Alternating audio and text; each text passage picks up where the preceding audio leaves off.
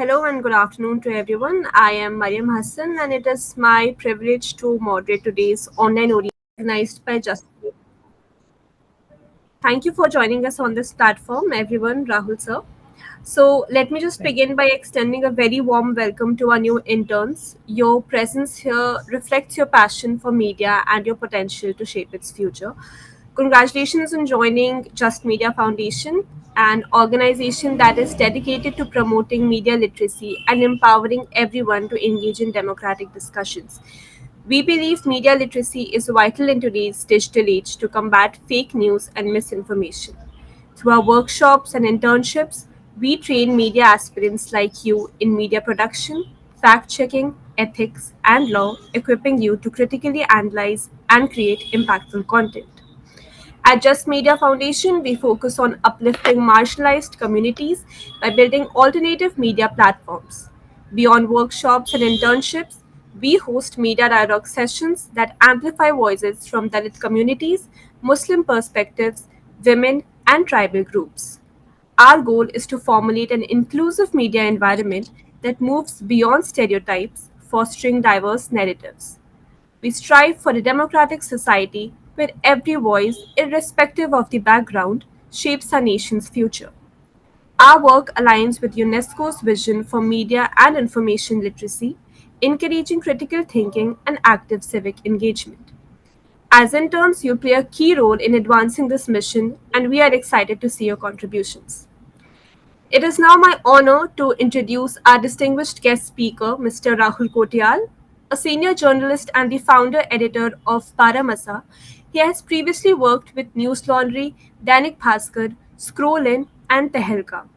Known for his impactful ground reporting and editorial strength, he is the recipient of the prestigious Ramnath Goenka and Reading Awards and is widely respected for his commitment to ethical journalism. Today, he will share insights on the scope, skills, and responsibilities of young voices in Indian media, an invaluable opportunity for all of us. Now, I would like to invite Mr. Rahul to begin his session and share some valuable insights with all of us. you, Mariam. Thank you so much. Thank you for having me here and welcome all the interns in this session. आज इत्तेफाकन हिंदी पत्रकारिता दिवस भी है तो और मेरा पूरा journalistic career जो रहा है तो मैं हिंदी में ही अपनी बात रखूंगा. I hope everybody who has joined this meeting understands Hindi and are comfortable with it. मैं ये एजम्पशन लेके चल रहा हूँ कि हिंदी में सब लोग कंफर्टेबल होंगे. और मुझे जैसा कि बताया गया कि जो इंटर्न्स जिनके लिए ये सेशन ऑर्गेनाइज किया गया है वो उनमें से कुछ कॉलेज स्टूडेंट्स हैं, कुछ अभी पास आउट हुए हैं और रिसेंटली जिन्होंने अपने जर्नलिज्म डिग्रीज बैचलर्स या मास्टर्स कंप्लीट किया है वो लोग इसमें पार्टिसिपेट कर रहे हैं. तो मैं वहीं से अपनी बात शुरू करता हूं. जब मैं आप लोगों की जगह था 2009 से 2011 में मैंने अपना जर्नलिज्म में मास्टर्स जो है देहरादून में दून यूनिवर्सिटी है वो पहला बैच था उस समय पे दून यूनिवर्सिटी का. वहां से मैंने अपना जर्नलिज्म की पढ़ाई पूरी की और शुरुआत यहाँ से ही करते हैं कि कैसे इवॉल्व हुआ है इंडियन मीडिया पिछले एक लंबे समय में. और पिछले एक दशक में तो बहुत तेजी से जब से इंटरनेट आया और बहुत क्रांतिकारी तरीके से डिजिटल मीडिया ने टेक ओवर कर लिया लगभग अपनी रीच के मामले में पूरे लैंडस्केप को.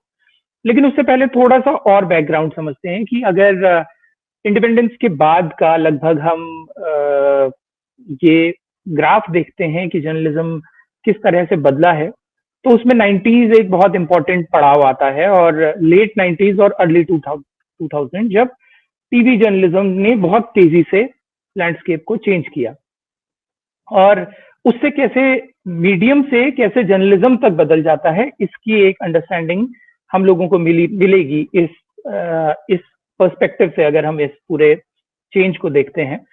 और कुछ एग्जाम्पल्स के साथ में भी कोशिश करेंगे कि इस पूरी बातचीत को समझते हुए चलें. तो ऐसा नहीं है कि सेंसेशनलिज्म जो है वो सिर्फ टीवी के आने के बाद ही शुरू हुआ हो. जर्नलिज्म में सेंसेशनलिज्म प्रिंट के दौर से ही शुरू हो चुका था और उसके कुछ क्लासिक एग्जाम्पल्स भी हैं कि के एम नानावटी का एक बहुत पॉपुलर केस आप सब लोग उसके बारे में थोड़ा थोड़ा जानते होंगे. और कुछ समय पहले एक फिल्म भी आई थी अक्षय कुमार की रुस्तम नाम से. उस फिल्म में उस के एम नानावटी केस को आधार बनाकर पूरा पिक्चराइजेशन किया गया था. बहुत सारे एंगल्स थे उस केस के, और वही वो केस भी था जिसने राम जेठमलानी को राम जेठमलानी बनाया, इंडिया का सबसे बड़ा क्रिमिनल लॉयर के रूप में आगे जाके वो पहचाने गए। उनके बिल्कुल शुरुआती दौर के सबसे सक्सेसफुल केसेस में से वो एक था। उस केस में कुछ एंगल्स कास्ट के भी थे, कम्युनिटी के भी थे, क्योंकि एक ग्रुप था जो सिंधी था, एक ग्रुप था जो पारसी था, और सिंधी पारसी वाला जो टसल था वो दो अलग अलग पार्टीज थी। तो इसलिए उस पर्टिकुलर केस को उस जमाने के प्रिंट मीडिया में, और टैबलॉइड्स उस जमाने में आया करते थे, कुछ टैबलॉइड्स ने इतने सेंसेशनल तरीके से उसे पेश किया कि वो एक मर्डर केस इतना वाइडली पॉपुलर हो गया कि पूरे देश की निगाहें जो है उस केस के ऊपर टिक गई। तो ये इस केस का एग्जाम्पल मैं इसलिए दे रहा हूँ क्योंकि सेंसेशनलिज्म जो था वो टैबलॉइड के फॉर्म में और इंडियन लैंडस्केप में बहुत तेजी से इसके बाद उभरना शुरू हुआ। फिर आई 90s का वो दौर जब टीवी पे न्यूज पढ़ने की शुरुआत होने लगी 80s और 90s में, और लेट 90s में जब धीरे धीरे जब ये शुरुआत हुई थी तब एथिकली बहुत अच्छा कहा जा सकता है। उस समय की कुछ पुरानी न्यूज रील्स करके जिस ऑर्गेनाइजेशन में मैं पहले काम करता था, न्यूज लॉन्ड्री में, उन्हीं को उसकी जो एडिटर इन चीफ हुआ करती थी मधु त्रिहन, जो इंडिया टुडे की भी फाउंडिंग एडिटर रही, वो न्यूज रील नाम से एक रील बनाया करते थे, और वो इंडियन टीवी पे, दूरदर्शन में और कुछ जगह पे वो रील जो है वो प्ले हुआ करती थी। लेकिन उसके बाद जैसे जैसे टीवी का पेनिट्रेशन बढ़ता गया, फिर वो दौर भी आया जब न्यूज चैनल्स 24/7 होने लगे। अब 24/7 न्यूज चैनल्स को क्योंकि लगातार कुछ ना कुछ खबर बतानी थी, तो इसलिए खबर पहले बताने से पहले खबर बनानी थी। तो हम लोग जब 2009 से 2011 के दौर में जब हम लोग टीवी में जब हम लोग अपनी मास्टर्स की पढ़ाई कर रहे थे, तो उस समय हम लोग क्लासरूम में ये डिस्कस किया करते थे कि कितना सैड माहौल इंडियन जर्नलिज्म का है, और ऐसे माहौल में हमारे पास क्या स्कोप है। इस बात से मैं इसलिए भी शुरुआत कर रहा हूँ क्योंकि मैं ये उम्मीद कर रहा हूँ कि आप लोगों में से बहुत लोग आज का जो इंडियन जर्नलिज्म का लैंडस्केप है उसको देख के कई बार बहुत उदास होते होंगे, बहुत सैडन फील करते होंगे कि टीवी में जो कुछ हो रहा है, अगर यही करना है तो क्या आप वो करना भी चाहते हैं या नहीं। ये ख्याल हर उस बच्चे के मन में आता होगा जो अच्छी जर्नलिस्टिक रिपोर्ट्स करना चाहता है, लेकिन उसके पास अपने सामने उदाहरण बहुत कम है। तो हम लोग भी जब मास्टर्स कर रहे थे तो हमारे सामने उदाहरण बहुत कम थे, और लेकिन उन्हीं उदाहरणों के बीच में रवीश की रिपोर्ट नाम से रवीश कुमार तब एनडीटीवी में एक प्रोग्राम किया करते थे। तब तक रवीश ने एंकरिंग शुरू नहीं की थी और न्यूज रूम डिबेट्स वो नहीं किया करते थे। इनफैक्ट हर थर्सडे को शाम को उनका एक प्रोग्राम आता था, 20-25 मिनट का एक पैकेज होता था, उसका नाम था रवीश की रिपोर्ट। आप लोगों ने बहुतों ने यूट्यूब पे वो प्रोग्राम जरूर देखे होंगे, नहीं देखे तो मैं रिकमेंड करूंगा कि आप लोग देखिएगा कि उस लैंडस्केप के बीच में एक उम्मीद जगाता हुआ एक स्लॉट हम लोगों को मिलता था। और तब पॉजिटिव नोट पे हम लोग कॉलेज स्टूडेंट्स आपस में ये बात करते थे कि हो सकता है आने वाले समय में अगर कंपटीशन पॉजिटिव हुआ तो शायद टीवी के बाकी के जो पत्रकार हैं या बाकी के टीवी चैनल्स जो हैं वो भी शायद रवीश की रिपोर्ट से compete करते हुए और बेहतर स्टोरीज करने लगे, और शायद कंपटीशन एक पॉजिटिव दिशा में चला जाए, और उसके बाद हमें जर्नलिस्टिक स्टोरीज टीवी में भी बहुत अच्छी देखने को मिले हैं। दुर्भाग्यवश वो हुआ नहीं, उसने और बुरा शेप लिया पिछले कुछ सालों में। लेकिन ये समझना जरूरी है एज ए जर्नलिज्म स्टूडेंट कि ये क्यों हुआ। टीवी जर्नलिज्म जब 24/7 न्यूज चैनल्स बनने लगे तो उनका कंपटीशन सिर्फ आपस में नहीं था, सिर्फ एक टीवी चैनल दूसरे टीवी चैनल से compete नहीं कर रहा था। टीवी चैनल्स का कंपटीशन एकता कपूर के डेली सोप से भी था, क्योंकि प्राइम टाइम शाम को 8 बजे और रात को 9 बजे पे जो सीरियल्स उस वक्त आया करते थे, उन सीरियल्स के व्यूअर्स को भी आईबॉल्स जो है ज्यादा से ज्यादा टीवी को चाहिए थी।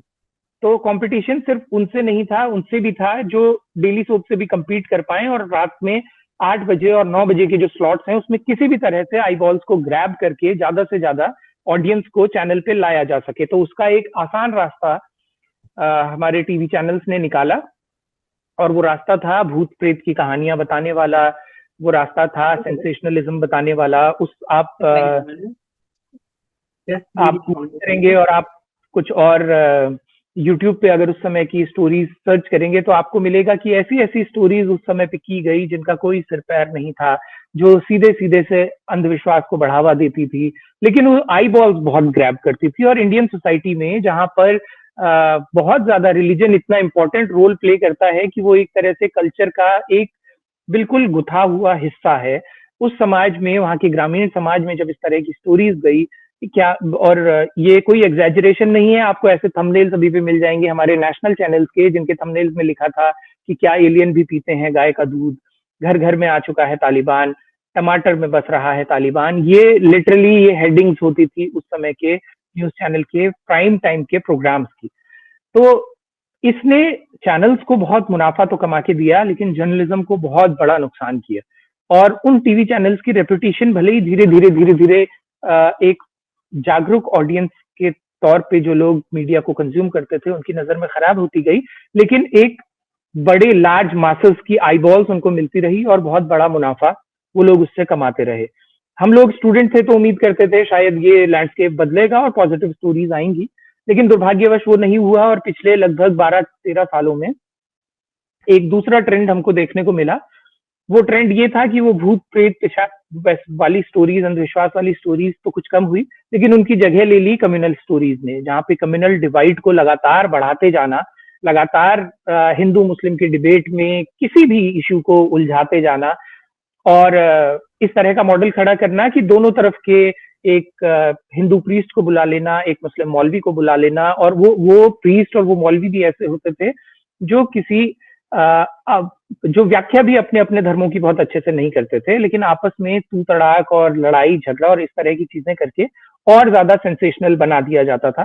तो उससे एक ड्रामा टीवी के लैंडस्केप में क्रिएट होना शुरू हुआ, और आज वो दौर जो है वो हाइपर नेशनलिज्म का दौर है, जैसा हम अपने चारों तरफ देख ही रहे हैं।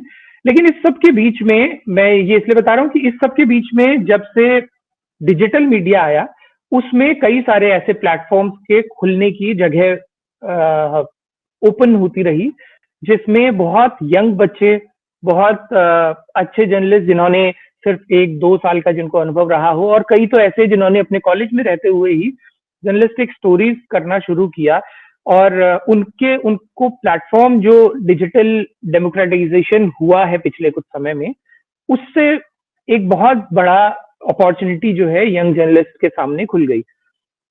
हम लोग जब कॉलेज से पास आउट हुए थे, उस वक्त में बहुत कम ऑर्गेनाइजेशंस थे जहाँ पे सच में बहुत अच्छी रिपोर्टिंग होती थी, और हम लोगों को लेकिन उसमें एंट्री करना बहुत मुश्किल था। अगर आप लोग फिर भी, अगर आप में से आईएमसी से पास आउट स्टूडेंट्स हैं, जामिया से पास आउट स्टूडेंट्स हैं, माखनलाल जैसे कॉलेजेस से पास आउट स्टूडेंट्स हैं, तो आप लोग फिर भी काफी प्रिविलेज्ड हैं। एक तो आप इंडिया के प्राइमर जो सबसे अच्छे इंस्टीट्यूट्स हैं उनका हिस्सा रहे हैं, आपकी पढ़ाई अच्छी हुई है, आपकी ग्रूमिंग अच्छी हुई है, और उससे ज्यादा इंपॉर्टेंट है कि इन ऑर्गेनाइजेशंस या इन इंस्टीट्यूशंस का हिस्सा होने की वजह से आपके पास एलुमनाइज का एक नेटवर्क है, जो आपके कॉलेज सीनियर्स हैं उनका एक नेटवर्क है। तो एंट्री आपकी मीडिया इंडस्ट्री में कंपैरेटिवली इजी हो जाती है बाकी छोटे शहरों के और उन कॉलेजेस से पास आउट बच्चों के की तुलना में, जिनका कोई एक्सेस नहीं होता, जिनका एलुमनाई इतने स्ट्रांग नहीं होते, एलुमनाइज का नेटवर्क नहीं होता, उनके लिए एक्सेस और डिफिकल्ट हो जाती है। लेकिन उस सब के बीच में कुछ मौके ऐसे भी पनपते हैं। मैं जब तहलका में, मेरी पहली जॉब थी वो तहलका मैगजीन में थी। तहलका उस समय पे इंडिया की सबसे रेप्यूटेड मैगजीन होती थी और वाइडली सर्कुलेट होती थी, और इतना शानदार काम तहलका का रहा है कि लगातार हिंदी कैटेगरी में 5 साल बैक टू बैक तहलका को हिंदी कैटेगरी में रामनाथ गोयनका अवार्ड्स मिले हैं। तो इतने शानदार तरीके से वो टीम काम किया करती थी कि अनपैरेलल था उसका जो न्यूज रूम था। और वहां पे मेरी एंट्री ऐसे हुई थी कि तहलका में एक कॉलम आता था, उस कॉलम में उसका जो लास्ट कॉलम होता था वो रीडर्स के लिए होता था, और उसका उसका टाइटल होता था जो बीत गई पर याद रही। तो उसमें जो रीडर्स हैं वो अपनी अपनी कोई आप बीती भेजते थे, अपने साथ हुई कोई घटना उसको इंटरेस्टिंग तरीके से लिख के वहां सबमिट करते थे, और जिसकी कॉपी एडिटोरियल ग्रुप को पसंद आती थी वो प्रिंट होता था, वो पब्लिश होता था मैगजीन में। तो मैंने भी उस कॉलम के लिए अपनी एक रिपोर्ट भेजी। वो रिपोर्ट एडिटर्स को इतनी अच्छी लगी कि वो पब्लिश तो हुई, उसके साथ साथ उन्होंने मुझे जॉब ऑफर किया। तो इतना ट्रांसपेरेंट वो न्यूज रूम था कि वहां पर सिलेक्शंस ऐसे होते थे, मैंने कोई रिज्यूम सबमिट नहीं किया, कोई अप्रोच नहीं किया, किसी से कनेक्ट नहीं किया, सिर्फ एक आर्टिकल उनको अच्छा लगा, उन्होंने मुझे जॉब ऑफर किया। और सिर्फ मैं ही नहीं, तहलका में बाकी जो मेरे कलीग्स थे वो भी तहलका के न्यूज रूम में इसी रास्ते से पहुंचे थे। और ये रास्ते अब आप लोगों के लिए और ज्यादा खुल चुके हैं, क्योंकि आज आपके पास स्टोरी टेलिंग के बहुत सारे प्लेटफॉर्म्स हैं। और ये थोड़ा दुर्भाग्यपूर्ण जरूर है कि पढ़ने की आदत हम सबकी कमजोर हो रही है, जबकि टेक्स्ट सबसे अच्छा माध्यम होता है, क्योंकि उसका रिटेंशन बहुत जबरदस्त होता है। आप कोई देखी हुई फिल्म उतने समय तक याद नहीं रख पाते, कोई सुना हुआ पॉडकास्ट उतने समय तक याद नहीं रख पाते, लेकिन पढ़ा हुआ कोई आर्टिकल, कोई किताब, वो सबसे लंबे समय तक आपके जहन में रहती है, उसका रिटेंशन सबसे जबरदस्त होता है। लेकिन भाई की पढ़ने का ट्रेंड सारी जगह चेंज हो रहा है, ग्लोबली चेंज हो रहा है। लोग ऑडियो पर, वीडियो पर ज्यादा फोकस कर रहे हैं, ज्यादा उसको टाइम दे रहे हैं, ज्यादा सुना देखा जा रहा है। तो सुनने और देखने के दौर में पढ़ने की चीजें कम हो रही हैं, लेकिन जो नया लैंडस्केप तैयार हो रहा है वो लैंडस्केप बहुत तरीके की अपॉर्चुनिटीज लेके आ रहा है। ये डिफिकल्ट था प्रिंट के टाइम में। ये कहा जाता था कि अगर आपके पास कोई बहुत सारे ऑप्शंस नहीं है तो आप अपने अपने आप एक छोटा टैबलॉइड फॉर्म में कुछ लोकलाइज जगह से, अगर आप छोटे शहर से आते हैं तो अपने शहर की पत्रकारिता से शुरुआत कर सकते हैं। लेकिन उसमें भी सबसे बड़ा चैलेंज ये था कि आप अगर अपने आप कोई टैबलॉइड निकालते भी तो एक तो उसकी कॉस्ट बहुत ज्यादा थी, कि आपको एक पूरा प्रॉपर मैकेनिज्म चाहिए था, जिस मैकेनिज्म में आप एक एडिटोरियल टीम तैयार करेंगे, उसकी एक प्रिंटिंग कॉस्ट होगी, उसकी एक सर्कुलेटिंग कॉस्ट होगी, तो बहुत महंगा था। और उसके बाद सबसे बड़ा सवाल ये था कि आप छाप तो लेंगे लेकिन उसे लोगों तक पहुंचाएंगे कैसे। आज उसके बनिस्पत सबसे बड़ा फायदा जो सोशल मीडिया ने और डिजिटल क्रांति ने आपको दिया है वो ये है कि अब ऐसे प्लेटफॉर्म्स मौजूद हैं जहां पर आपको ऑडियंस को सिर्फ अपने लिए बुला के नहीं लाना है।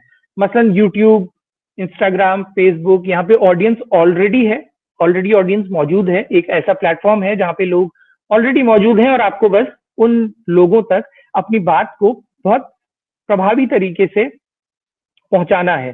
तो इस लैंडस्केप का सबसे बेहतर इस्तेमाल कैसे करें, उसके लिए ये जरूरी है कि आप लोग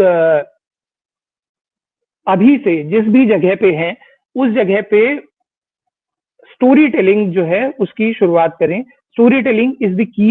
इस बात को जर्नलिज्म में आप मान के चलिएगा कि स्टोरी टेलिंग अगर आपकी मजबूत है, और मैंने रवीश की रिपोर्ट का एक एग्जांपल थोड़ी देर पहले भी दिया था, उस एग्जांपल को इसलिए भी आप बार बार मान के चलिए, बार बार लेके चलिए, क्योंकि रवीश की रिपोर्ट में जो कुछ किया वो सिर्फ ऐसी स्टोरीज थी जिनको नए तरीकों से किया गया। वो आसपास की स्टोरीज थी। रवीश कुमार ने खोड़ा बस्ती पे स्टोरीज की, संगम विहार में पानी की जो किल्लत है उस पे स्टोरीज की, बिहार के जो माइग्रेंट्स दिल्ली में आके रहते हैं, मजदूरी करते हैं, उस पे स्टोरीज की। और ये तमाम वो स्टोरीज थी जो हमारे आसपास बिखरी हुई स्टोरीज थी, सिर्फ उनको कहने का तरीका रवीश ने एक अलग अंदाज निकाला। तो इसलिए उस प्रोग्राम ने अपनी एक विशेष जगह बनाई। ऐसा ही एक एग्जाम्पल आप उनसे थोड़े समय पहले का लेंगे तो पी साईनाथ का है, जिनकी किताब है everybody loves a good God. वो आप लोगों ने आई होप पढ़ी हो, नहीं पढ़ी है तो जरूर पढ़िएगा। जर्नलिज्म के स्टूडेंट्स के लिए तो वो किताब बिल्कुल एक ऐसी किताब है जो एसेंशियली किसी को भी पढ़नी ही चाहिए। और यही दो जर्नलिज्म में इंडिया से ये दो नाम हैं जिनको रेमन मैग्सेसे प्राइज मिला है। तो इन दोनों के काम को उस स्तर पर जरूर परखने की कोशिश कीजिएगा। और कुछ चीजों से बचना भी जरूरी है इस दौर में, क्योंकि ये जितना आसान बना दिया है टेक्नोलॉजी ने हमारी स्टोरीज को प्लेटफॉर्म देने की बात को, उतना ही ये भी है कि उसमें मिस इन्फॉर्मेशन बहुत ज्यादा है और ऐसे लोगों का बहुत ज्यादा बोलबाला है जो सेंसेशनलिज्म या जो आई बॉल्स के लिए अब कुछ भी करते हैं। क्योंकि टीवी में मैंने बात अपनी वहां से शुरू की थी कि टीवी में आई बॉल्स के लिए क्या कुछ होने लगा, लेकिन उस समय तब भी गेट कीपिंग नाम की कोई चीज मौजूद थी। टीवी न्यूज रूम्स में भले ही लोगों को, उस एडिटोरियल टीम को ये पता होता था कि वो किस तरह का सेंसेशनलिज्म क्रिएट कर रहे हैं आई बॉल्स के लिए, लेकिन फिर भी वो कम से कम कुछ ऐसी चीजें लेके चलते थे कि उनके कुछ गेट कीपर्स होते थे और वहां से चीजें फिल्टर की जाती थी। आज वो सारे फिल्टर्स टूट चुके हैं, क्योंकि कोई भी इंडिविजुअल जर्नलिज्म के नाम पे अपना मोबाइल लेके कुछ भी तरह की स्टोरीज कर रहा है, कुछ भी बोल रहा है। उसकी कोई कोई पढ़ाई नहीं है, कोई ग्रूमिंग नहीं है। इन बातों से फर्क नहीं पड़ता कि उनकी कही हुई बातों के आगे रिपरकशंस क्या होंगे, और स्पेशली जब माहौल कहीं टेंस होता है। दिल्ली के दंगे हमने देखे, मुजफ्फरनगर के दंगे हमने देखे कि उन दंगों में फेक न्यूज कितना बड़ा रोल प्ले करती हैं, कि कोई भी बिना फिल्टर किए हुए चीजों को किसी भी तरीके से आगे बढ़ा देता है, सिर्फ इसलिए कि उसने उस वक्त पर जो कंटेंट क्रिएट किया है उस कंटेंट की को जल्द से जल्द वायरल कराना है। आज के जर्नलिज्म लैंडस्केप में सबसे बड़ा चैलेंज यही है कि आप लोग इस चीज को आइडेंटिफाई कर पाए कि आपका न्यूज सेंस जो है वो वायरल होने के पैमाने से तय ना हो। और ये सबसे बड़ा किसी भी नए जर्नलिस्ट को अपने आप को साबित करने के लिए इसकी इसकी पहचान होना बहुत जरूरी है, क्योंकि अब थंबनेल्स का ही सारा खेल चलता है। थंबनेल्स के अराउंड सेंसेशनल टॉपिक्स का सारा खेल चलता है, और आप बड़े बड़े जर्नलिस्ट को और बड़े बड़े यूट्यूबर्स को भी देखेंगे तो वो सब उस तरह का कंटेंट ही बना रहे हैं जिस कंटेंट को उनको लगता है कि ज्यादा से ज्यादा लोग देखें। यही वो बॉटम लाइन थी जिसने टीवी जर्नलिज्म को खराब किया, कि ज्यादा से ज्यादा आई बॉल्स के लिए कंटेंट बनाया जाने लगा। वैसा ही डिजिटल मीडिया के दौर में भी होता है कि ज्यादा से ज्यादा व्यूज के लिए कंटेंट बनाने की शुरुआत होने लगी है। मैं एक एग्जांपल आप लोगों को देता हूं हाल फिलहाल का। अभी 2025 में हम लोग जी रहे हैं, और कई तरह की बातें हम लोग हमारे नेशनल मीडिया में और नेशनल नैरेटिव में की जा रही हैं कि हम विश्व गुरु बनने वाले हैं, हम चौथी सबसे बड़ी इकोनॉमी होने का दावा करने लगे हैं, हम ये कहने लगे हैं कि हम बहुत तेजी से जो है विकास कर रहे हैं, डेवलप हो रहे हैं। लेकिन इमेजिन कीजिए कि उत्तराखंड, जहाँ का मैं रहने वाला हूँ, जहाँ मैं अब जहाँ से रिपोर्ट करता हूँ, जहाँ मेरा जर्नलिस्टिक सेटअप है पूरा, इस स्टेट में अभी लगभग 10 दिन पहले, 15 दिन पहले एक व्यक्ति की मौत सिर्फ इसलिए हो गई क्योंकि उनके गांव में पानी की आज भी कोई सप्लाई नहीं है। पानी के लिए आज भी लोग बहुत दूर जाते हैं। पानी की सप्लाई नेचुरल कैलेमिटीज की वजह से समय समय पर खराब हो जाती है। उस गांव में कोई सड़क नहीं आज तक पहुंची है। गांव में कई कई किलोमीटर तक कोई स्कूल नहीं है और कोई हॉस्पिटल नहीं है। किसी व्यक्ति की यदि तबीयत खराब हो जाती है तो उस व्यक्ति को कंडी यानी डोली में एक उठाकर और 6 किलोमीटर पहाड़ी रास्ते से नीचे उतारा जाता है। फिर एक कच्चा पुल है नदी के ऊपर, गंगा के ऊपर, उस पुल को पार किया जाता है और फिर रोड हेड पे तब गांव के लोग पहुंचते हैं। और वहां से फिर 20 किलोमीटर दूर ऋषिकेश वो लोग आते हैं, 40 किलोमीटर इनफैक्ट दूर ऋषिकेश वो लोग आते हैं, और तब जाके उनको पहला हॉस्पिटल जो है वो मिलता है। इस तरह की स्थितियां हैं। पानी सड़क कुछ समय पहले गांव में बनने के लिए एक प्रपोजल आया था, वो प्रपोजल एक्सेप्ट हुआ, गवर्नमेंट ने बनाने की शुरुआत की, लेकिन उसमें इतनी कमियां थी कि सड़क ठीक से नहीं बन पाई। पेपर्स में जो दिखाया गया कि पेपर्स में सड़क कंप्लीट हो चुकी है, मौके पे आज तक सड़क कंप्लीट नहीं हुई है। और सड़क बनाने का जब काम चल रहा था तो गांव की पाइपलाइन जो थी वो पाइपलाइन टूट गई, और इस बात को 7-8 साल बीत चुके हैं, वो पाइपलाइन आज तक भी टूटी है। तो गांव में जितने लोग बचे हैं वो उस टूटी हुई पाइपलाइन को जोड़ने के लिए हर दूसरे तीसरे दिन अपनी जान जोखिम में डाल के जाते हैं पहाड़ी ढलानों पर। उस जगह जहां लगातार लैंडस्लाइड होता है उस जगह जाके अपने पाइपलाइन को ठीक करते हैं ताकि पीने लायक पानी और इस्तेमाल करने लायक पानी घर तक पहुंच सके। तो अभी 10-12 दिन पहले उस गांव का नाम झैड़ गांव है। आप लोग 12 मासा तो उस रिपोर्ट को देख सकते हैं सेशन के बाद अगर आप लोग चाहें तो। झैड़ उस गांव का नाम है, और वहां के रहने वाले गिंदन लाल उस व्यक्ति का नाम था। अराउंड 63 ईयर्स के थे वो। अपना पानी ठीक करने गए, लैंडस्लाइड हुआ, ऊपर से पत्थर गिरे और वो सीधे नीचे लगभग 300-400 मीटर नीचे खाई में गिर गए और उनकी मौत हो गई। अब आप इमेजिन करिए कि आज की तारीख में भी ऐसे इंसिडेंट्स होते हैं कि पानी जैसी मूलभूत चीज की वजह से कुछ लोगों को अपनी जान गंवानी पड़ती है, और ये खबर कहीं मीडिया में, हमारे लैंडस्केप में नजर नहीं आती। मैं जब तक दिल्ली में था और हम लोग तहलका में काम करते थे या न्यूज लॉन्ड्री में मैं काम करता था, अगर वहां भी मुझे ऐसी कोई लीड मिलती कि एक व्यक्ति की मौत पानी की स्केर्सिटी के कारण, पानी न होने के कारण एक गांव में एक आदमी की मौत हो गई है, तो मैं तब भी उस रिपोर्ट को करने दिल्ली से उस गांव जरूर पहुंचता। लेकिन आज की स्थितियां इतनी खराब हैं कि उस गांव में जब हम लोग गए, तो उस गांव के लोग इतना हम लोगों के लिए इतने थैंकफुल थे कि उन लोगों ने स्पेशली एक वीडियो बनाया। उस वीडियो को बना के उन्होंने हमें थैंक्स किया। गांव के लोग उस वीडियो में हैं और सब मिलके हमको धन्यवाद दे रहे हैं इस चीज के लिए कि हमने उनकी बात को एक प्लेटफॉर्म दिया। ये ये सुनना और वो वीडियो देखना मेरे लिए कोई खुशी का या गर्व का सवाल नहीं था। इनफैक्ट बहुत बहुत खराब लगा वो देखकर कि मुझे मेरा ही काम करने, एक जर्नलिस्ट को अपना जर्नलिज्म करने के लिए गांव के लोगों को धन्यवाद बोलना पड़ रहा है, क्योंकि क्योंकि उनकी उम्मीदें खत्म हो गई हैं। क्योंकि उम्मीदें इस हद तक खत्म हो गई हैं कि जिन स्टोरीज में हाशिए पे पड़ा हुआ जो वर्ग है, जितनी डिप्राइव्ड कम्युनिटीज हैं, और जितने ऐसे लोग हैं जिनका कोई कहने सुनने वाला नहीं है, उन लोगों को उनकी आवाज मीडिया बोलने को तैयार नहीं है, उन तक पहुंचने को तैयार नहीं है। तो ये जो इतना अंधकार वाला वाला जो दौर है, यही एक उम्मीद भी, आप सब लोग इसको उस ऑप्टिमिज्म से भी देखिए कि काम करने के मौके जो हैं वो भरमार, उनकी भरमार है, क्योंकि अच्छा काम करने का कंपटीशन नहीं है, बहुत कम हो चुका है। बड़े मीडिया हाउसेस जो हैं उसमें वो सारे के सारे ऑलमोस्ट, अब तो ये बात हालांकि ब्लैंकेट स्टेटमेंट्स देने से बचना चाहिए, लेकिन जो लैंडस्केप आपको अपने सामने नजर आ रहा है वो बिल्कुल, उसमें कोई दो राय नहीं है कि इतना क्लियरली लैंडस्केप जर्नलिज्म का ऐसा बना दिया गया है कि उसमें अच्छी स्टोरीज के की गुंजाइशें लगातार कम हो रही हैं, लगातार सिकुड़ रही हैं। तो यंग जर्नलिस्ट के मौके जो हैं उतने ही ज्यादा बढ़ भी जाते हैं। और कुछ इस पे भी मैं आप लोगों से इंटरेक्ट करना चाहूंगा कि यदि आप लोगों के मन में ये हो कि उसकी शुरुआत कैसे करें, या किन किन चीजों का ध्यान रखें शुरुआत में स्टोरीज करते हुए, और कैसा स्टोरी टेलिंग का फॉर्मेट होना चाहिए, क्योंकि जितनी तेजी से लैंडस्केप इवॉल्व हो रहा है उतनी तेजी से स्टोरी टेलिंग भी इवॉल्व हो रही है।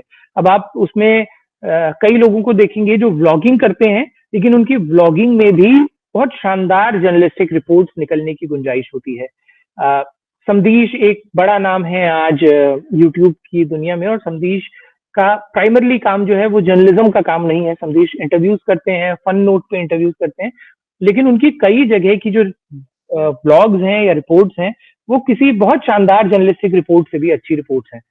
तो फॉर्मेट इतना ज्यादा बदल गया है और लगातार इतना बदल रहा है कि आप ब्लॉगिंग के फॉर्मेट में जर्नलिज्म कर सकते हैं, आप रिपोर्टिंग के फॉर्मेट में जर्नलिज्म कर सकते हैं, डॉक्यूमेंट्रीज के फॉर्मेट में और आर्टिकल्स के फॉर्मेट में, पैकेजिंग के फॉर्मेट में तो जर्नलिज्म बहुत समय से होता ही रहा है। लेकिन इतनी ओवरलैपिंग चीजें हो चुकी हैं कि you just need to identify your way of story telling. आप कौन सी तरह की स्टोरीज सबसे बेहतर तरीके से बता सकते हैं। उसमें जिन चीजों से आपको बचना है वो चीजें हैं कि इसकी कोशिश ना करें कि आपका कंटेंट ज्यादा से ज्यादा वायरल हो, बल्कि इसकी कोशिश करें कि आपकी रिपोर्टिंग में, आपकी स्टोरी में ज्यादा से ज्यादा डेप्थ हो, ज्यादा से ज्यादा इश्यूज हो, ज्यादा से ज्यादा एंगल्स जो हैं वो आपने कवर किए हों। क्वांटिटी पे ध्यान देना आपकी प्राथमिकता कभी नहीं होना चाहिए। क्वालिटी पे आप लोग फोकस कीजिए। 4 दिन में एक रिपोर्ट कीजिए, 1 हफ्ते में एक रिपोर्ट कीजिए, और लेकिन इस बात का ध्यान रखिए कि सिर्फ पिसे हुए आटे को बार बार पीसने वाली रिपोर्ट करने से बचिए, जो आजकल के बड़े सो कॉल्ड बड़े जर्नलिस्ट भी लगातार कर रहे हैं। कि बहुत सारे बड़े नाम जो अब टीवी छोड़ के यूट्यूब की दुनिया में आ गए हैं, वो लगभग हर रोज एक 2-3 प्रोग्राम्स करते हैं, और उन प्रोग्राम्स में एनालिसिस होता है। हालांकि वो एनालिसिस भी एक पर्सपेक्टिव ऑडियंस को देता है जो बहुत जरूरी भी है, क्योंकि जहां मेन स्ट्रीम मीडिया लगातार अब उसी नैरेटिव को आगे करता है जिसको कि हमारी रूलिंग गवर्नमेंट चाहती हैं कि वो आगे करें, और इससे भी फर्क नहीं पड़ता कि रूलिंग गवर्नमेंट कौन सी पार्टी की है, क्योंकि वो चाहे जिस भी पार्टी की गवर्नमेंट हो, वो हमेशा यही चाहती है कि उसी का नैरेटिव जर्नलिस्ट, जितने भी बड़े जर्नलिज्म मीडिया हाउसेज हैं या जर्नलिस्टिक प्लेटफॉर्म्स हैं, वो उन्हीं की बात को और उन्हीं के नैरेटिव को लगातार बार बार आगे करते रहें। लेकिन जो काउंटर नैरेटिव्स भी हैं, काउंटर नैरेटिव्स अच्छी रिपोर्ट से काउंटर नहीं किए जा रहे हैं, बल्कि वो अपने आप में एक एनालिसिस से काउंटर किए जा रहे हैं। उसका नुकसान ये होता है कि वो आप लोगों ने जर्नलिज्म की पढ़ाई के दौरान एक शब्द सुना होगा जिसको हम कहते हैं कंफर्मेशन बायस, कि हमारे जो प्रेजुडाइसेस होते हैं, हमारी जो अपब्रिंगिंग है, उसमें कुछ हमारे प्रेजुडाइसेस होते हैं। उन प्रेजुडाइसेस को जो भी इंफॉर्मेशन उनको सूट करती हुई लगती है, हम उस पर बहुत आसानी से भरोसा कर लेते हैं और उसी तरह का कंटेंट कंज्यूम करना चाहते हैं जो लगता है कि हाँ ये वही बात कह रहा है जो हम सुनना चाहते हैं। तो सब लोगों ने बड़े बड़े ग्रुप्स ने और बड़े बड़े यूट्यूबर्स ने या बड़े बड़े जर्नलिस्ट ने अपने अपने लिए एक नीश ऑडियंस चुन ली है और वो उस नीश ऑडियंस को वही सुना रहे हैं जो वो ऑडियंस सुनना चाहती है, चाहे वो सरकार के पक्ष में हो, चाहे वो सरकार के विपक्ष में हो। और इन सब के बीच में अच्छी क्वालिटी जर्नलिस्टिक रिपोर्ट बहुत कम उभर के सामने आती हैं, लेकिन वो रिपोर्ट जब सामने आती हैं उनकी एक लॉन्ग लाइफ होती है, वो हमेशा के लिए, लंबे समय के लिए याद की जाती हैं, अपनी एक छाप छोड़ती हैं और उस जर्नलिस्ट की भी छाप छोड़ती हैं जिन्होंने वो रिपोर्ट्स की हों। तो कोई भी रिपोर्ट जो आपको लगता है जिसके लिए डेटा बहुत इजीली अवेलेबल है, फॉर एग्जांपल आज ही मान लीजिए अभी हमारे प्राइम मिनिस्टर बिहार के दौरे पर हैं और अभी थोड़ी देर पहले मैं उनकी एक फोटो देख रहा था कि अभी एक यंग क्रिकेट प्लेयर 14 साल का आईपीएल में जिसने सेंचुरी मारी, उस प्लेयर के साथ में उन्होंने कुछ फोटो शेयर की थी। बहुत इजी है यंग जर्नलिस्ट के लिए या जो जर्नलिज्म करना चाहते हैं वो उस फोटो को लें और उस फोटो को किसी कैप्शन के साथ में शेयर कर दें या कुछ लोगों से बात करें और उस ये जो ऑलरेडी जो लग रहा है कि ये वायरल होने वाली चीज है, उसी पे कोई कंटेंट क्रिएट करें और जल्दी से जल्दी उसको डाल दें और वो वायरल हो भी जाए शायद, क्योंकि प्राइम मिनिस्टर के हैंडल से कुछ फोटोज आई हैं, वो सबसे पहले आप अपने पेज पे डालेंगे तो उनकी वायरल होने की गुंजाइश बन जाएगी। लेकिन इस सब में आप ये भूल जाते हैं कि आप अच्छी जर्नलिस्टिक रिपोर्ट करना ही शायद भूल जाएं यदि आप ऐसी रिपोर्ट्स नहीं कर रहे हैं जिनमें इंफॉर्मेशन जुटाने में मुश्किल आ रही है, यदि आप ऐसी रिपोर्ट्स नहीं कर रहे हैं जिनमें डेटा इकट्ठा करना मुश्किल हो रहा है, तो आप अच्छी रिपोर्ट कर ही नहीं रहे हैं। आप अगर आपको कोई भी रिपोर्ट जिसको आप एक गूगल सर्च में सारा ढूंढ ले रहे हैं, तो आप बहुत अच्छी जर्नलिस्टिक रिपोर्ट करने की दिशा में नहीं बढ़ रहे हैं। आपको अगर अच्छी जर्नलिस्टिक रिपोर्ट करनी है तो आपको वहां जरूर पहुंचना पड़ेगा जहां गूगल सर्च अभी नहीं पहुंची है, क्योंकि आपकी रिपोर्ट अगली गूगल सर्च होनी चाहिए किसी और के लिए, कि वो जब उस सब्जेक्ट पे कुछ देखना चाहे तो उसको जो बेस्ट मिले वो आपकी रिपोर्ट हो। इस थॉट को लेते हुए अगर आप खबरें करने जाएंगे, रिपोर्ट्स करने जाएंगे, then you will dig out something new जो जर्नलिज्म का और रिपोर्टिंग का, हालांकि बहुत लेयर्स हैं जर्नलिज्म में। आप में से हो सकता है कुछ स्टूडेंट्स ऐसे हों जो प्रोडक्शन में जाना चाहते हों, कुछ स्टूडेंट्स हों जो सॉफ्टवेयर में जाना चाहते हो, कुछ स्टूडेंट्स हों जो कैमरे में जाना चाहते हो। मैं ज्यादा फोकस, क्योंकि मेरा अनुभव जो है प्राइमरली रिपोर्टिंग का है, तो मैं रिपोर्टिंग पे ज्यादा बात इसीलिए अधिकार भी थोड़ा बहुत जो है वो उसी पे रखता हूँ। तो मैं जर्नलिज्म की जब बात कर रहा हूँ तो रिपोर्टिंग की प्राइमरली बात कर रहा हूँ। हालांकि एडिटिंग स्किल्स और कैमरा स्किल्स उतनी ही इम्पोर्टेंट हैं। संभवतः आप इस इंटर्नशिप के दौरान कई और ऐसे लोगों से मिलेंगे जो उस सब्जेक्ट पे आपसे उसके एक्सपर्ट्स हों और उस पर आपसे ज्यादा बेहतरी से बात करें। और मैं अपनी बात जो है कंक्लूड करूं उससे पहले कुछ चीजें जो बहुत एसेंशियल है और जिनको इस पिछले कुछ समय में भुला दिया गया है, या जो चैलेंजेस हम लोग फेस करते हैं, उन चैलेंजेस से डील कैसे करें उस पर भी थोड़ी बहुत बात करूंगा। एक तो इस चीज का ध्यान जरूर रखें कि आप रिपोर्टिंग करते हुए जिस भी व्यक्ति की या जिन भी लोगों की, जिस भी समाज की आप कहानियां कह रहे हैं, उनकी प्राइवेसी का ध्यान जरूर रखें, जो पिछले कुछ समय से लगातार कम होता जा रहा है। अपने कंटेंट के लिए लोग ये इस बात का बिल्कुल ध्यान नहीं रखते हैं कि वो जो स्टोरीज कर रहे हैं क्या वो किसी के राइट टू प्राइवेसी को इन्फ्रिंज तो नहीं कर रहे हैं, कभी कहीं भी किसी के भी प्राइवेट स्पेस में जाके उसको अनकंफर्टेबल करके ऐसे वीडियोस शूट तो नहीं कर रहे हैं जो उस वक्त, क्योंकि एक बड़ा समाज ऐसा है जो बाहर से मीडिया की, पत्रकारों की टीम को देखकर ये भी नहीं कह पाता कि प्लीज कैमरा बंद कर दीजिए। और उसको बाद में रियलाइज होता है कि उसका उसका स्पेस जो है उसको एनक्रोच किया गया और उसके प्राइवेट स्पेस को सारी दुनिया के सामने रख दिया गया। इन चीजों का ध्यान जरूर रखें। और डिजिटल दौर में पत्रकारिता करने का, जर्नलिज्म का एक बहुत बड़ा चैलेंज है ट्रोलिंग का डर। और ये इतना बड़ा चैलेंज है कि गवर्नमेंट या वो तमाम ताकतें जो चाहती हैं कि सिर्फ उन्हीं का नैरेटिव, डोमिनेंट नैरेटिव रहे, उन्होंने बाकायदा टीम्स बनाई हैं, बाकायदा सैलरी पे लोगों को रखा गया है कि जो भी ऑर्गेनाइजेशन काउंटर नैरेटिव्स बनाता है, जो भी ऑर्गेनाइजेशन ऐसे रिपोर्ट्स करता है जिन रिपोर्ट से डोमिनेंट क्लास का नैरेटिव टूटता हो, उसको काउंटर करने के लिए ट्रोल्स की एक पूरी टीम तैयार रहती है। हम लोग बहुत सारी रिपोर्ट्स ऐसी करते हैं उत्तराखंड में कि जिनसे सरकार बहुत अनकंफर्टेबल होती है। सरकार उन रिपोर्ट्स का कुछ नहीं कर सकती, तो उसके पास उसका तरीका उन्होंने ये निकाल लिया है कि एक टीम है उनके पास डेडिकेटेड, वो टीम आके हमारी स्टोरीज पर कमेंट सेक्शन में एक बाकायदा कुछ मैसेज सर्कुलेट होते हैं। और अगर आप स्मार्टली उन मैसेजेस को पढ़ेंगे तो आप ये डिकोड भी कर लेंगे कि ये प्रॉपरली एक आईटी सेल से आए हुए मैसेजेस हैं, क्योंकि सेम लैंग्वेज होती है, उसी लैंग्वेज को ट्वीक किया जाता है। उसके एग्जांपल्स आपने कई बार देखे होंगे कि हमारे किसी स्टेट गवर्नमेंट के या सेंट्रल गवर्नमेंट के किसी मंत्रालय से अगर एक कोई बात एज इट इज सर्कुलेट होती है, तो हमारे कई फिल्म स्टार्स, कई जर्नलिस्ट, कई बाकी तरह की सेलिब्रिटीज एग्जैक्टली उसी तरह की लैंग्वेज में वही बात को रिपीट करने लगते हैं। तो उस तरह की ट्रोलिंग बहुत होती है कि आपके ऑर्गेनाइजेशन को और आपको इंडिविजुअली टारगेट किया जाता है, और इस तरह से टारगेट किया जाता है कि आपके जर्नलिज्म पर सवाल उठा दिए जाएं, आपकी नीयत पर सवाल उठा दिए जाएं, बात शिफ्ट हो जाए, रिपोर्ट आपने जो किया है उसकी मेरिट पे बात ना हो, और मेरिट से हटाकर बात को, डिस्कोर्स को कहीं और शिफ्ट कर दिया जाए। ये चैलेंज टीवी या अखबार के पास नहीं था, क्योंकि वो एक तरफा कम्युनिकेशन के माध्यम थे। आज ये जो सोशल मीडिया है, जो डिजिटल मीडिया है, ये टू वे कम्युनिकेशन है। आपको ये प्लेटफॉर्म यूट्यूब अगर आपको मौका देता है कि आप एक साथ लाखों लोगों के साथ बात करें, तो लाखों लोग भी उसी समय पे आपके साथ वापस बात कर सकते हैं, इसका ऑप्शन खुला होता है। तो उस ट्रोलिंग से घबराने की लेकिन बिल्कुल जरूरत नहीं है।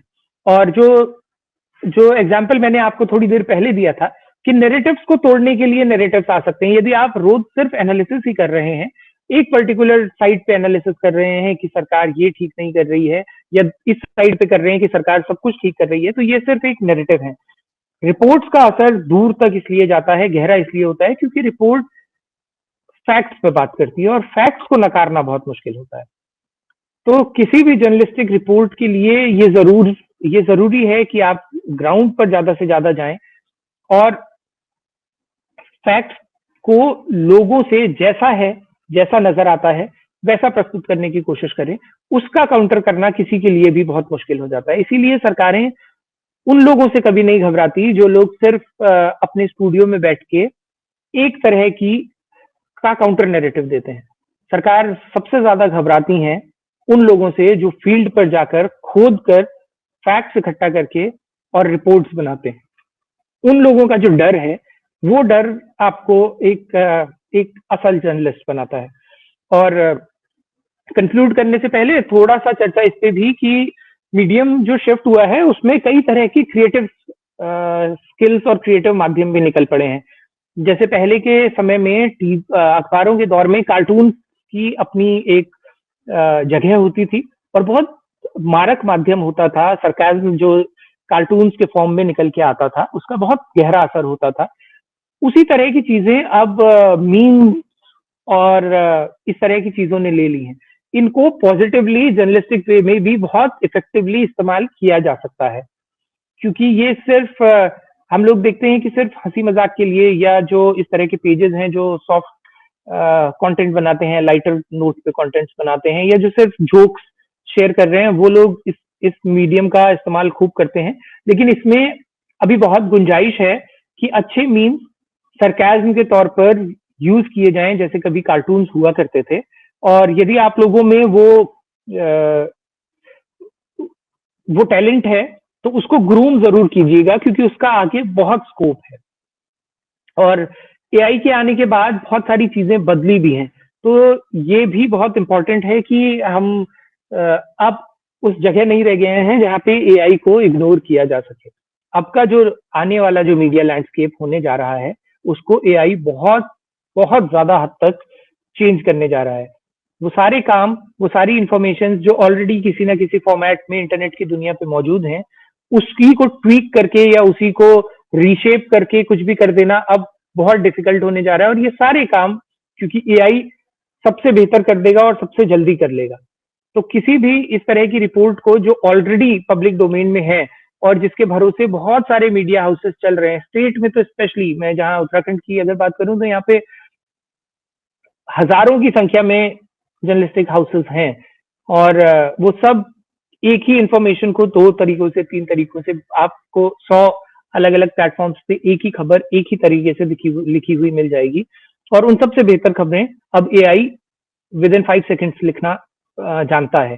तो उस दौर में ये और भी ज्यादा इंपॉर्टेंट हो जाता है कि आप लोग प्योरली उस तरह की रिपोर्टिंग पे ध्यान दें, उस तरह के कंटेंट क्रिएशन पे ध्यान दें जो जिसके आधार पे फिर एआई किसी और के लिए रिपोर्ट्स बनाए। तो आप एआई का इस्तेमाल करने के साथ साथ एआई को कंटेंट देने और ओरिजिनल कंटेंट देने के लिए फोकस जरूर कीजिएगा कि जहां से एआई कंटेंट पिक करता है अब वो उसका रेफरेंस भी देता है। कोशिश कीजिए आपका कंटेंट ऐसा हो कि जब लोग अपनी रिपोर्ट एआई के जरिए बनाने की कोशिश करें तो उसमें रेफरेंस में ये लिखा हुआ आए कि उसने आपकी रिपोर्ट को कोट किया है। आप लोगों के कुछ क्वेश्चंस होंगे तो जरूर आप लोग पूछिएगा, मैं कोशिश करूंगा कि आपके सवालों का जवाब। Thank you so much, Mr. Gotyal sir, for that insightful and inspiring address. And I'm pretty sure that your perspectives have truly set an inspiring tone for all of us, especially the ones who are beginning our journey in professional journalism. So, yes, we will be beginning with a question and answer round. Kindly use the chat function or raise your hand if you have any questions for Mr. Gotyal, and I will invite you to speak. Hi, sir. This is Ahmed. Sir, I have a question how has digital revolution in India reshaped opportunities for young voices in journalism and content creation? All right.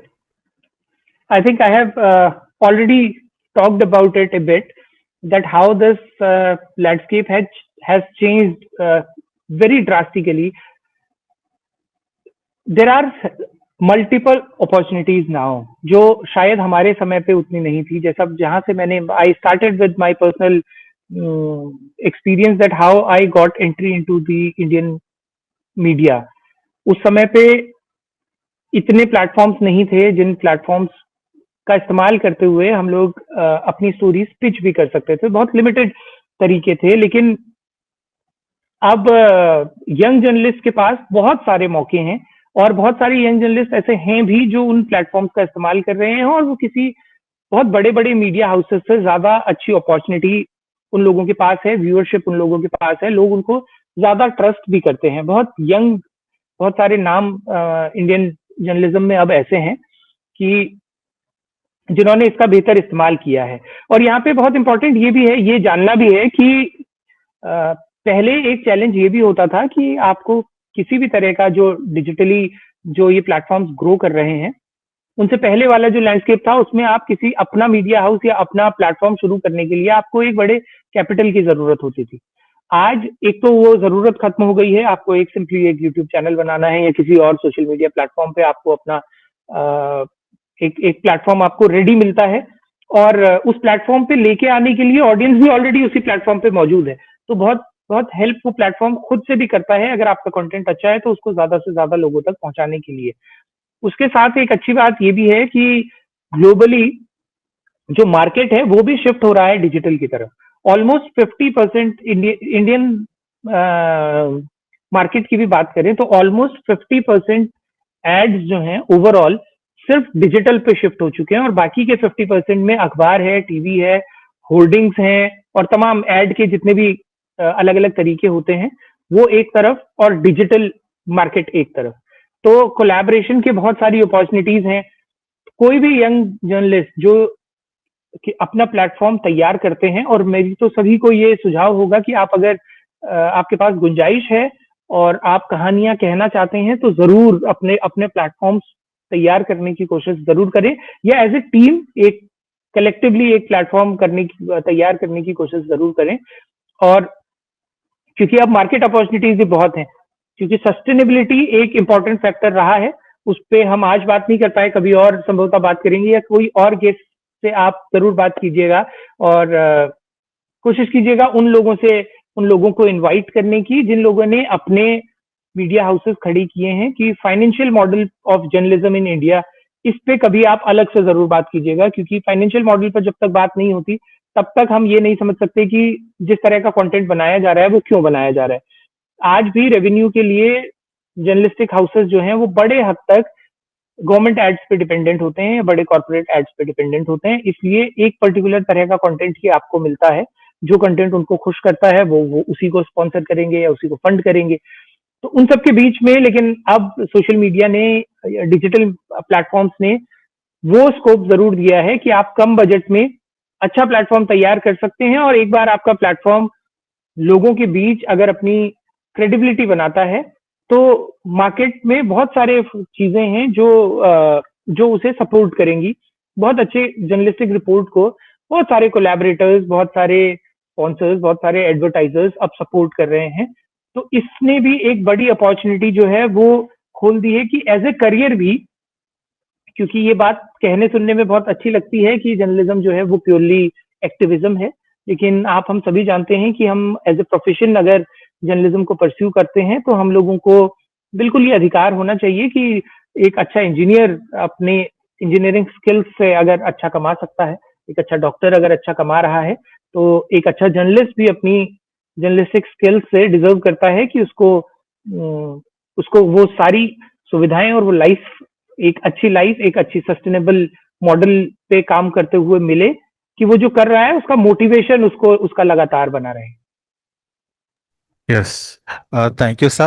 If you allow me, I have one more question. Yes, sure. Yes. In an era where speaking truth to the power can lead to the, digital censorship, especially when platforms like YouTube are under regulatory watch. Recently, one of my friends who is running one media, channel on YouTube. So he said, he's getting a good earning with their videos, and he's getting what should I say, collaborations and all. But if he's going,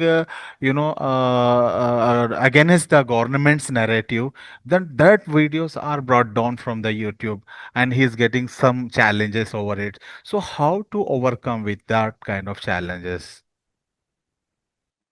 I am not aware of it, that if such type of programs are getting deleted from YouTube. This is new to me, because if such programs are true, if the information provided there is true, then I don't think, because there are several channels on YouTube challenging the government and breaking the government's narrative.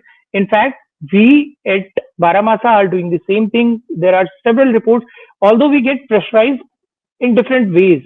There are people who connect us, try to bribe us, try to threaten us, try to make a deal between the government and us that you should not do such programs. But none of our program has ever been deleted from YouTube.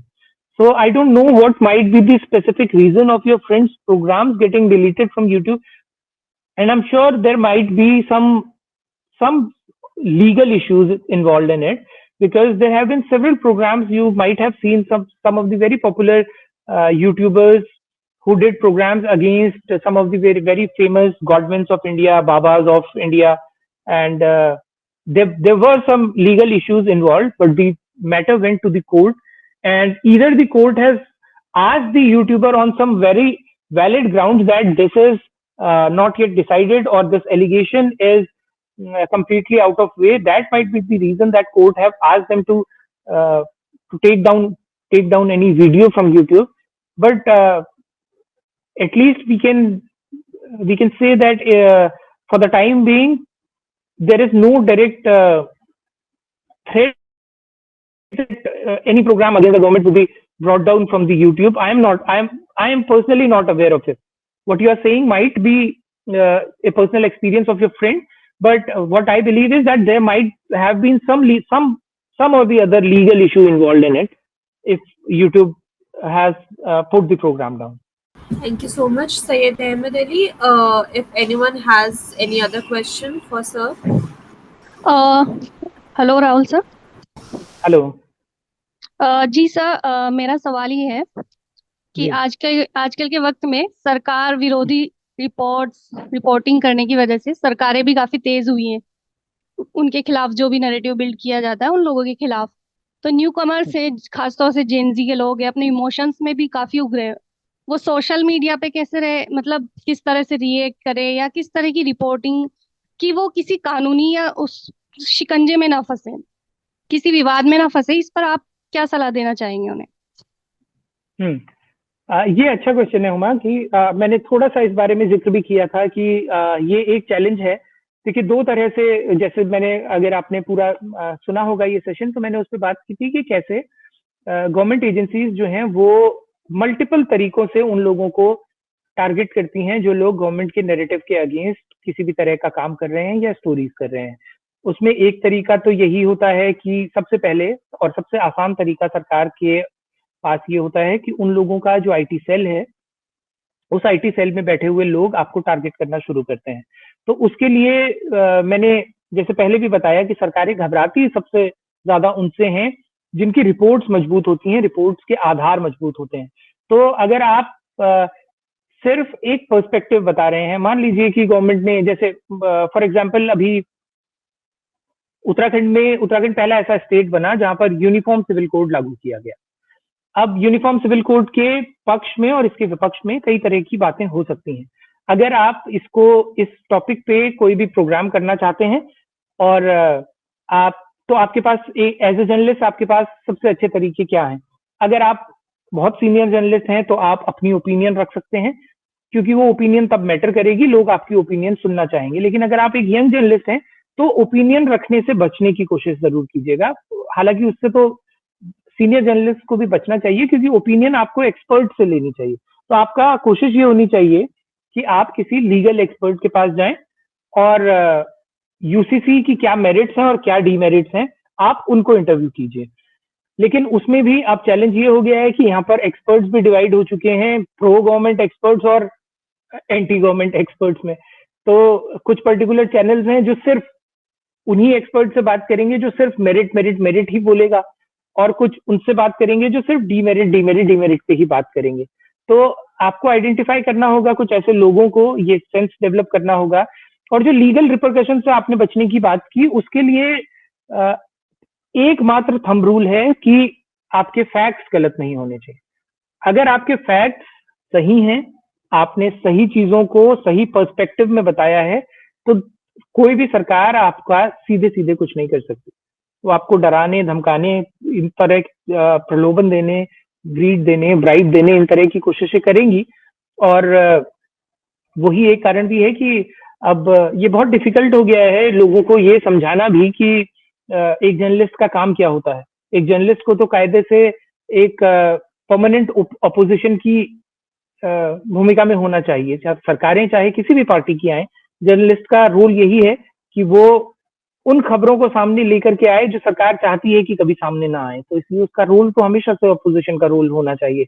लेकिन हमने देखा है कि पिछले कुछ लंबे समय से सरकार की बात को ही रिपीटेडली बोलते जाना एक आम ऑडियंस के मन में भी ये बात बैठा दी गई है कि जर्नलिज्म वही है जो सरकार की नीतियों की बात और सरकार से ज्यादा मजबूती से कर रहा है। उससे नुकसान ये हुआ है कि अब, जैसा आपने सवाल भी किया, कि जब भी आप कुछ ऐसी बात कहती हैं जो एंटी गवर्नमेंट हो या जिससे सरकार का नैरेटिव इफेक्ट होने लगता हो, तो लोग एकदम से आप पे ही शक करने लगते हैं। लेकिन बहुत लंबे समय तक नहीं रहेगा, क्योंकि आपने खुद भी ये नोटिस किया होगा कि पिछले कुछ समय से उसकी एक्सेप्टेबिलिटी भी बढ़ी है।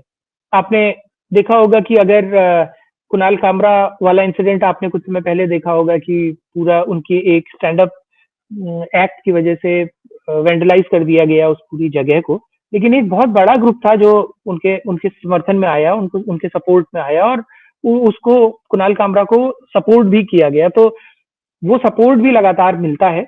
लेकिन हाँ, as a journalist you should never be wrong with the facts. आप फैक्ट्स पे सही होंगे तो दैट इज द की। अगर आपके अगर फैक्ट्स गलत नहीं है तो फिर डरने की जरूरत नहीं है। ओके, शुक्रिया sir. Thank you so much, Mr. Rahul Bhotiya sir, for sharing your profound insights and engaging with the questions and for such an insightful session.